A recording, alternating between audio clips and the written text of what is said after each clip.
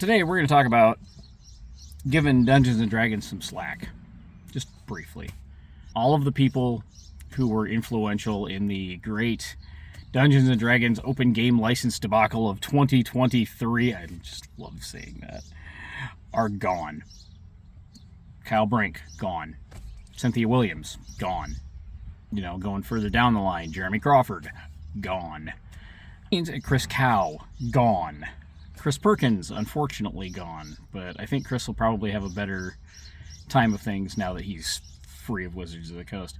So, I've hit the point, because I said, when those people were finally out of Wizards of the Coast and the wind has kind of changed directions at Wizards of the Coast, that I would go back to supporting Dungeons & Dragons. And unless they do something silly in the next few months, I'm back to supporting Dungeons & Dragons. I mean, not like rabid crazy rabid Dungeons and Dragons, but hey, I've still got my 5e books. I still love 5e. Now, that having been said, I'm still a Dragonbane guy, and I'm always going to be a Dragonbane guy. But yeah, I'm going to cut D&D some slack from now on. I'm not going to talk any more trash about Wizards of the Coast, like I say, unless they do something silly. Because Wizards of the Coast is kind of known for their blunders. But hopefully they will improve, and hopefully this is a new era dawning on us. I think a lot of people have it wrong. I don't necessarily think we're going to hear more of the quote-unquote woke culture stuff. I think we're going to see a very big pattern shift, and I don't necessarily think there's going to be a political agenda tied to D&D, if there ever was, really. But I don't think there's going to be as much of a political agenda or a social, cultural agenda attached to the game anymore. I really think, D&D 5.2024 or 5.2025, I think that's going to be the end of the D&D trying to influence mainstream culture thing.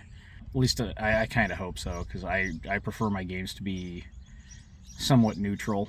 That's why I like Dragonbane so gosh darn much, is because they're not pushing an agenda. They just want to make a good game.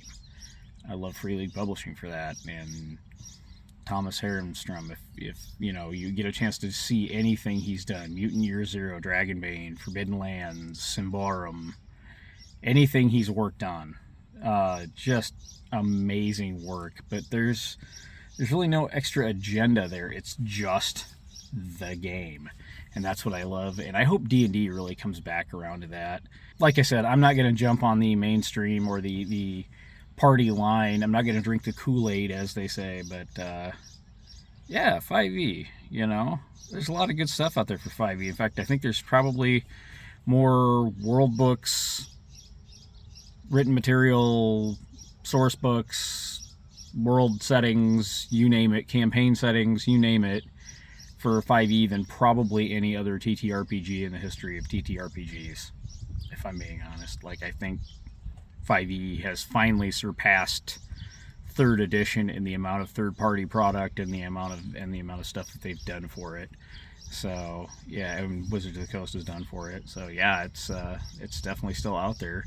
And I still have all my 3e stuff. I still love 3rd Ed. I still love 4th Ed. Actually, this is not an Edition Wars post. But yeah, I love D&D. I followed D&D really solidly right up until 2022, and now I'm kind of thinking about getting back into it a little bit. That having been said, though, D&D makes for awesome Dragonbane conversions, and that's another thing I'm going to be working on quite a bit of now. Just because, cool. I don't know what this new system reference document's going to be on April 22nd. I hear it's coming. Maybe we'll get lucky. Who knows?